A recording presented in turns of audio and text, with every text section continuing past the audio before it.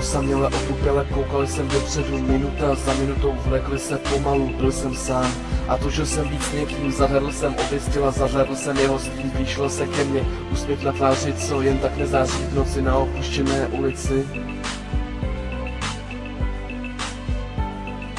Dal jsem se s ním do řeči, povídal se nám, krásný čas ubíhal rychle a plynul do neznáma. Tak jako mé myšlenky, chtěl jsem mi dát pryč, nevěděl co s nima. Pod zimním mrazíkem mě začala být zima, dlouho tak sám a teď jsem chtěl obejmout. Splnila to, přitiskla se ke mně, skoro jsem se nemohl nadechnout.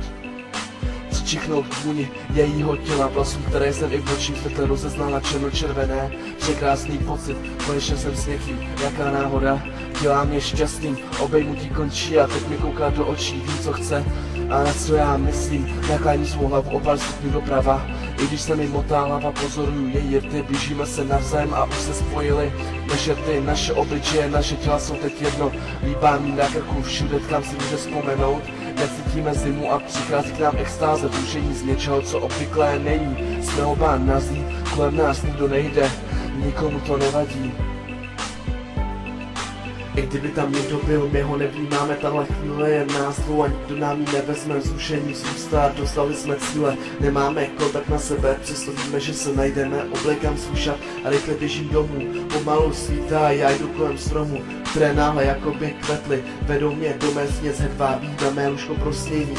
Probuzen nevídaným pocitem, jsem vyspalý a nevyspalý zároveň a dole slyším řev, rychle vstanu, běžím kouknout, co se děje, je tam moje matka, synka už krve, sestřička má pláče a už i mě tečou slzy, když vím, že je to má vina a tak mě to mrzí.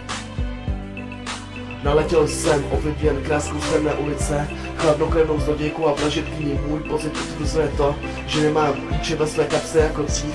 Pak však něco spatřím, ze skřínce z černě nalakovaného dřeva leskne se obálka, já věděl, že to ona.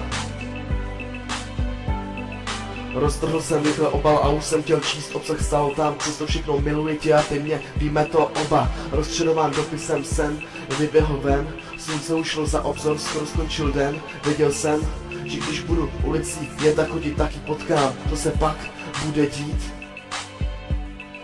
Za pár minut zahledl jsem znovu její stín, byl slyšet na řekl si slova, jsem říšnice, však já vím.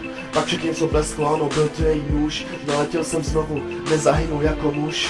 V mých myšlenkách najednou zastavil se čas, promítal jsem si první setkání s ní, znovu zas a zas. Za nejkrásnější chvíli života jsem zaplatil svou krví i životem mých blízkých, jsem znovu opuštěn sám, na ulici leží a na mě sníh.